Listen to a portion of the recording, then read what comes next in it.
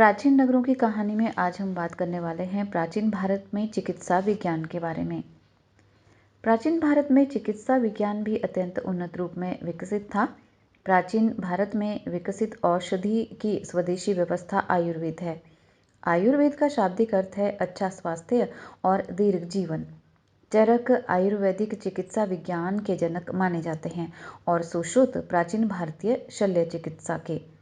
प्राचीन भारत आयुर्विज्ञान के विकास में अग्रणी भूमिका निभाता रहा है। महर्षि चरक को आयुर्वेद एवं भारत में चिकित्सा का जनक माना जाता है, वहीं पर महर्षि सुश्रुत को शल्य चिकित्सा का जनक माना जाता है। भारतीय चिकित्सा इतिहास लेखन के एक सर्वेक्षण से पता चलता है कि प्राचीन भारत की चिकित्सा प्रणालियों और चिकित्सा साहित्य पर काम की कोई कमी नहीं है। हालांकि जो लोग उपचार के लिए जिम्मेदार थे उन पर ज्यादा ध्यान नहीं दिया गया। प्राचीन भारत के चिकित्सक विभिन्न जातियों और वर्गों से आते थे। उनका बहुत सम्मान किया जाता था और उन्हें राजकीय संरक्षण प्राप्त था। उन्हें उस समय के उच्चतम नैतिक मानकों पर रखा गया था और वे सख्त आचार संहिता से बंधे थे। उन्हें चिकित्सा और शल्य चिकित्सा दोनों में कठोर प्रशिक्षण से गुजरना पड़ता था। अधिकांश चिकित्सक बहुकुशल सामान्यज्ञ थे और उनसे वाक्पटुता और वाद विवाद में कुशल होने की अपेक्षा की जाती थी। वे आर्थिक रूप से काफी संपन्न व्यक्ति थे। दुनिया की सभी प्राचीन सभ्यताओं ने अपनी अपनी औषधीय प्रणालियां विकसित की, लेकिन प्राचीन भारतीय चिकित्सा प्रणाली को अपने विचारों और उपचारात्मक उपायों दोनों में सबसे व्यवस्थित और सबसे समग्र प्रणाली माना जाता है। 19वीं सदी से शुरू होकर पश्चिमी और भारतीय इतिहासकारों ने आयुर्वेद और इसकी विधियों की दार्शनिक नींव और आयुर्वेदिक ग्रंथों की जो काल निर्धारण करने के लिए व्यापक काम किया है। प्राचीन यूनानी चिकित्सा पद्धति की तुलना में आयुर्वेद का भी अध्ययन किया गया है और प्राचीन चीनी और तिब्बती चिकित्सा के साथ साथ इसके संबंधों का पता भी लगाया गया है। तो आइए सबसे पहले बात करते हैं वैदिक चिकित्सकों के बारे में। भारत में चिकित्सा और चिकित्सा चिकित्सकों के बारे में सबसे पुरानी विश्वसनीय जानकारी 1500 ईसा पूर्व से उपलब्ध है। हमें 4 वेदों के साथ साथ उनके ब्राह्मण आरण्यक से वैदिक काल यानी कि 1500 से लेकर 600 ईसा पूर्व की औषधीय प्रथाओं के बारे में जानकारी मिलती है और उपनिषद भी इसके स्रोत हैं। वैदिक लोग संसार की सभी वस्तुओं की आत्माओं को देवता मानते थे। मानव शरीर की बीमारियों के लिए दैवीय कारकों को जिम्मेदार ठहराया गया है और इलाज के लिए जादुई धार्मिक साधनों का उपयोग भी किया गया। पुजारियों की भूमिका देवताओं और मनुष्यों के बीच संपर्क स्थापित करने के लिए मानी गई थी। ऐसा माना जाता था कि उनमें देवताओं को बुलाने, शांत करने और प्रसन्न करने की शक्ति होती है। पुजारी अपने मंत्रों के माध्यम से देवताओं पर लगभग जादुई शक्ति रखते थे और इस शक्ति का उपयोग उपचार के लिए भी करते थे, इसलिए पुजारी उपचारकर्ता भी था।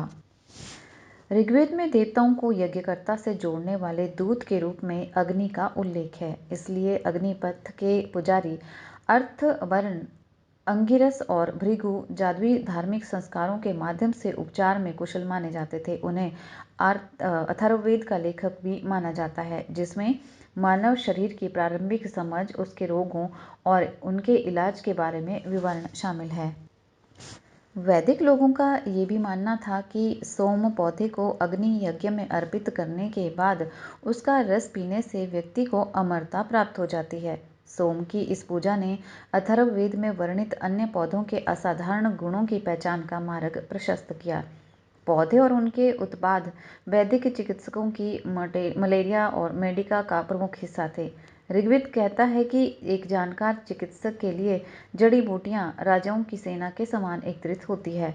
माना जाता है कि अलग अलग ऋषि-मुनि और जड़ी बूटियां विशेषज्ञों के स्कूल थे, जिन्होंने विशेष पौधों की पहचान की, उनका वर्णन किया और उनका प्रचार किया, जिनका नाम अक्सर ऋषि के नाम पर रखा गया था। इस प्रकार कण्व को औषधि के रूप में अपामार्ग पौधे की खोज का श्रेय दिया गया, जिसे उस समय कण्व के पौधे के रूप में जाना जाता था। और अन्य सामग्रियों की अगर हम बात करें तो अन्य सामग्रियों में गाय का दूध और उसके उत्पाद, विभिन्न स्रोतों से पानी और मिट्टी, पाउडर के गोले और सेंधा नमक शामिल थे। वैदिक पुजारी भजन और बलिदान के माध्यम से चिकित्सा को आध्यात्मिक बनाते थे। कुछ खाद्य पदार्थों का उपयोग कुछ दवाओं के लिए वाहन के रूप में किया जाता था। मौखिक दवाओं के अलावा सांस लेना, धूमन और मलहम का सामुदायिक अनुप्रयोग भी किया गया। हम देखते हैं कि कुछ पौधों को ताबीज़ के रूप में उपयोग किया जाता था। दवाओं को निर्दिष्ट स्थानों और समय पर प्रशासित किया जाता था। वैदिक पुजारी विभिन्न तरीकों से बीमारी के शैतानी कारण को दूर करने या शांत करने का प्रयास करते थे, जिनमें से कुछ काफ़ी आविष्कारशील थे। दानव को गर्म पानी से भरी खाई से घिरे आग के साधनों से फंसाया जा सकता था। रोगी के बिस्तर के नीचे बंधे मेंढक में बुखार स्थानांतरित हो गया। अथर्ववेद में विभिन्न रोगों को ठीक करने के जादुई धार्मिक मंत्र और अनुष्ठान प्रचुर प्रचुर मात्रा में मिलते हैं। जबकि रोग और स्वास्थ्य की दैवीय और राक्षसी उत्पत्ति को व्यापक रूप से मान्यता दी गई थी, कुछ तर्कसंगत विचार भी प्रचलित थे जो ज़्यादातर बाद के वैदिक यानी कि 1000 ईसा पूर्व से लेकर 600 ईसा पूर्व तक के काल के दौरान विकसित हुए थे। अथर्ववेद में शरीर के कई अंगों का वर्णन किया गया है, जिनमें शामिल है हड्डियां और आंतरिक अंग। बुखार जैसे कुछ लक्षणों को उचित विस्तार से वर्गीकृत इसमें किया गया है और ये माना जाता है कि बुखार अन्य बीमारियों की बहन या चचेरा भाई है। रोग कफ, वायु या पित्त की गड़बड़ी के कारण भी हो सकते हैं।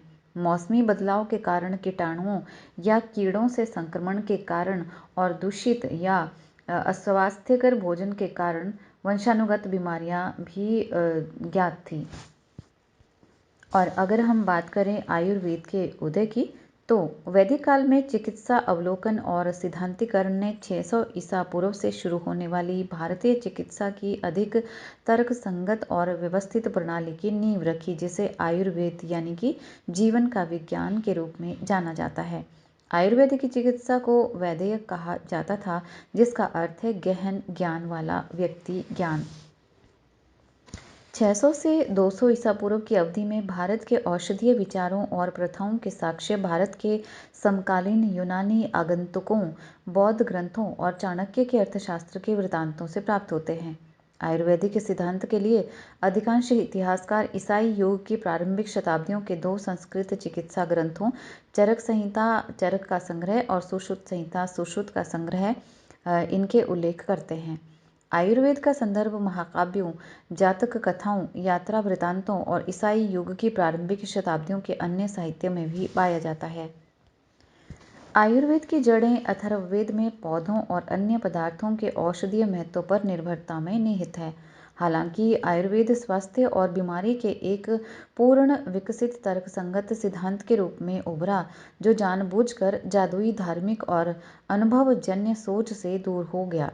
चरक संहिता ने चिकित्सक को तर्क के मूलभूत विचारों को सिखाने की कोशिश की, ताकि निदान और उपचार वैध टिप्पणियों और तर्क पर आधारित हो सके।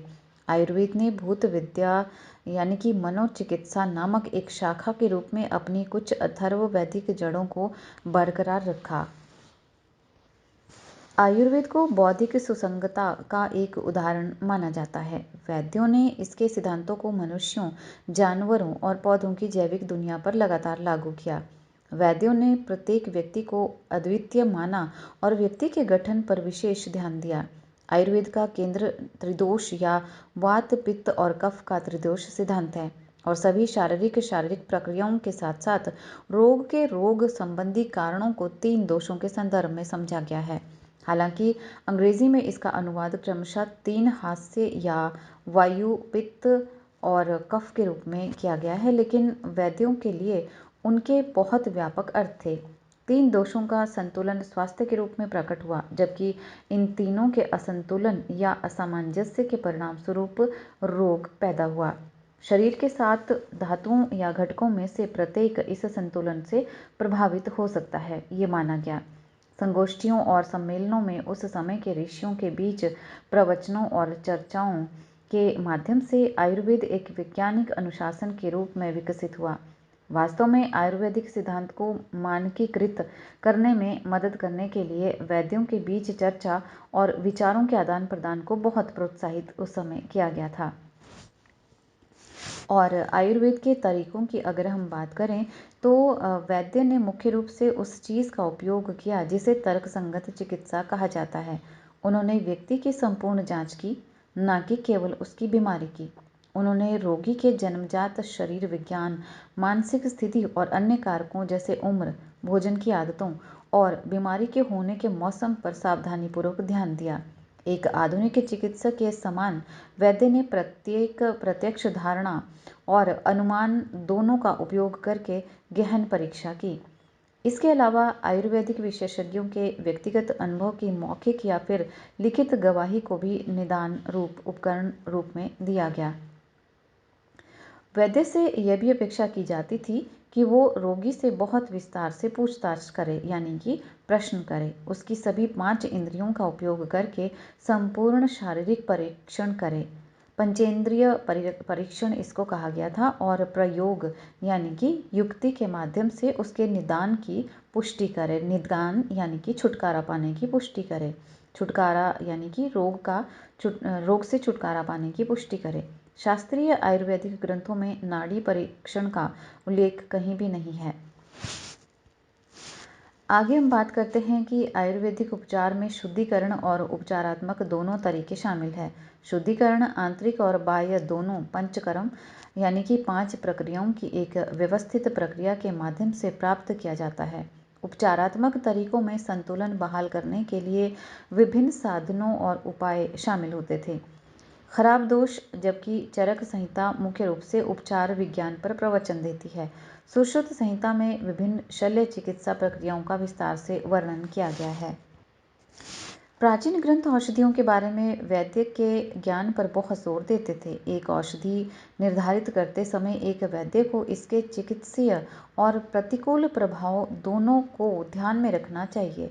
वैद्य शुभ समय पर जड़ी बूटियों और अन्य सामग्रियों को इकट्ठा करते थे, उन्हें मंत्रों के उच्चारण के साथ साथ आध्यात्मिक बनाते थे और उन्हें तैयार करने के लिए उपयोग करते थे। वैद्यों ने बीमारी के इलाज के साथ साथ रोकथाम और स्वास्थ्य संवर्धन पर भी समान जोर दिया। उन्होंने स्वास्थ्य की संतुलित स्थिति बनाए रखने के लिए दैनिक और मौसमी दिनचर्या के साथ साथ पोषण पर भी ध्यान देने का निर्देश दिया है। उन्होंने स्वास्थ्य जीवन के लिए शरीर और मन के सामंजस्य और मनुष्य और ब्रह्मांड के बीच सामंजस्यपूर्ण बातचीत की भी वकालत की है। तो वैद्य उन बीमारियों के लिए आध्यात्मिक चिकित्सा का सहारा लेते थे जिनका कारण अज्ञात था। इन्हें रोगी के पिछले जन्मों के कार्यों के संदर्भ में समझाया गया था। इलाज में प्रार्थना और प्रसाद मंत्रों का पाठ और ताबीज और रत्न पहनने के माध्यम से देवताओं को प्रसन्न करना शामिल होता था। इसी तरह मन की बीमारियों के लिए मानसिक चिकित्सा लागू की गई थी। मन को हानिकारक विचारों से दूर करने के लिए वैद्य ने अपने विवेक से विभिन्न तरीके अपनाए थे। प्राचीन नगरों की कहानी में प्राचीन चिकित्सा विज्ञान पर आगे हम बात करेंगे एपिसोड 2 में।